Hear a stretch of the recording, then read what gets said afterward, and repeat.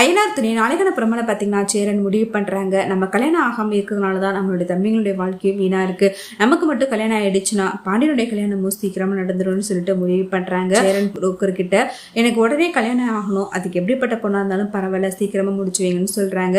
அவரோ இப்போ டிவோர்ஸ் ஆன ஒரு பொண்ணு தான்ப்பா இருக்குன்னு சொல்கிறாங்க. ஆனால் சேரன் கொஞ்சம் கூட யோசிக்காமல் பரவாயில்லனா அந்த பொண்ணை நான் கல்யாணம் பண்ணிக்கிறேன் அப்படின்னு சொல்கிறாங்க. இந்த விஷயம் வீட்டில் தெரிஞ்சு வீட்டில் உள்ளவங்க எல்லாரும் பயங்கரமாக ஷாக் ஆகிறாங்க. சோழன் சேரனை பயங்கரமாக கோவப்பட்டு திட்டுறாங்க. நீ எதுக்காகனா டிவோர்ஸ் ஆன பொண்ணை போயிட்டு கல்யாணம் பண்ணிக்கணும், அப்படி ஒன்று நீ கல்யாணம் பண்ணணும் அவசியம் இல்லை, கொஞ்சம் பொறுமையாக இருந்தா உனக்கு கண்டிப்பாக உனக்கு பிடிச்ச மாதிரி ஒரு நல்ல பொண்ணு அமையும்னு சொல்லி பார்க்குறாங்க. ஆனால் சேரனும் ரொம்பவே உறுதியாக இருக்கிறாங்க.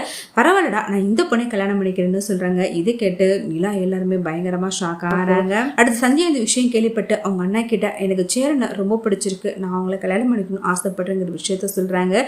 இதை கேட்டதும் அவங்க அண்ணனும் சேரனும் நல்ல பையன் தான்மா, இது மாதிரி பையன் கிடைக்கிறதுக்கு நீ கண்டிப்பாக கொடுத்து வச்சிருக்கணும், நான் அவங்க வீட்டில் சொல்லி பார்க்குறேன்னு சொல்லிட்டு சோழன் மீட் பண்ணி இந்த விஷயத்தை பற்றி சொல்கிறாங்க. சோழனும் பயங்கரமாக சந்தோஷப்படுறாங்க.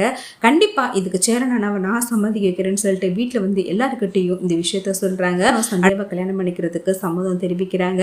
அடுத்து சேரனுக்கும் பாண்டியனுக்கும் ஒரே நேரத்தில் ஒரே மேடையில் கல்யாணம் பண்ணிடலாம்னு சொல்லிட்டு முடிவு பண்ணுறாங்க.